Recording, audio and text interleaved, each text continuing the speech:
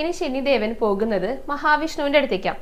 അപ്പം മഹാദേവന്റെ അടുത്ത് പറഞ്ഞു, ഞാൻ ഇനി ഭഗവാന്റെ അടുത്തേക്കാണ് പോകാനായിട്ട് പോണത് എന്നൊക്കെ പറഞ്ഞപ്പോൾ മഹാദേവൻ പറഞ്ഞു, ശരി വേഗം പോയി വന്നോളൂ, നല്ല കുറച്ച് കുത്ത് അവിടെ കിട്ടിക്കോട്ടെ എന്നുള്ള രീതിയിലാണ് മഹാദേവൻ പറയണത്. അപ്പം എന്താ വേണ്ടതെന്ന് വെച്ചാൽ ചെയ്തോളാം എന്നും പറഞ്ഞിട്ട് ശനിദേവൻ ഭഗവാന്റെ അടുത്തേക്ക്, നമ്മുടെ ഗുരുവായൂരപ്പന്റെ അടുത്തേക്ക് പോകുകയാണ് കേട്ടോ. അപ്പോൾ ഭഗവാനാണെങ്കിലോ അനന്തശായി ആയിട്ടാണ് കിടക്കുന്നത്, ഏത് നേരം ക്ഷയിച്ചുകൊണ്ടിരിക്കുകയാണ്. അപ്പോൾ ഈ ശനിദേവൻ വന്നപ്പോൾ വിചാരിച്ചു നമസ്കരിക്കാനായിരിക്കും വരുന്നുണ്ടായിരിക്കുക. കാരണം ദേവന്മാരൊക്കെ വന്നു കഴിഞ്ഞാൽ ആദ്യം നമസ്കരിക്കുകയാണ് ചെയ്യുക. അപ്പോൾ നമസ്കരിച്ച് പോകുന്നൊക്കെ വിചാരിച്ചേ. അപ്പോൾ ശനിദേവൻ വന്നു, നമസ്കരിച്ചു, ഭഗവാന്റെ അടുത്ത് പറഞ്ഞു, ഭഗവാനെ ഇനി മുതൽ അങ്ങേക്ക് എൻ്റെ ദശാകാലാണ് ആരംഭിക്കാനായിട്ട് പോകുന്നത് എന്ന് പറഞ്ഞു. അപ്പോൾ ഭഗവാൻ ആണോ, കുഴപ്പമൊന്നുമില്ല എന്നുള്ള രീതിയിൽ, വിരോധമൊന്നുമില്ല എന്ന് പറഞ്ഞു. അപ്പൊ തന്നെ ശനിദേവൻ ഒന്ന് ഞെട്ടിട്ടോ. കാരണം മഹാദേവൻ ഇത് കേട്ടപ്പോൾ അയ്യോ എന്നാ വരികയെന്നൊക്കെ രീതിയിൽ ആണ് ചോദിച്ചിട്ടുണ്ടായിരുന്നേ. പക്ഷെ ഭഗവാനാണെങ്കിലോ യാതൊരുവിധ പേടിയും ഇല്ലാത്ത പോലെയാ പറയണത്. അപ്പൊ എന്താണ്, ഏത് ശനിയാണെന്നൊക്കെ ചോദിച്ചു. അപ്പൊ പറഞ്ഞു 7:30 ശനിയാണെന്ന് പറഞ്ഞു.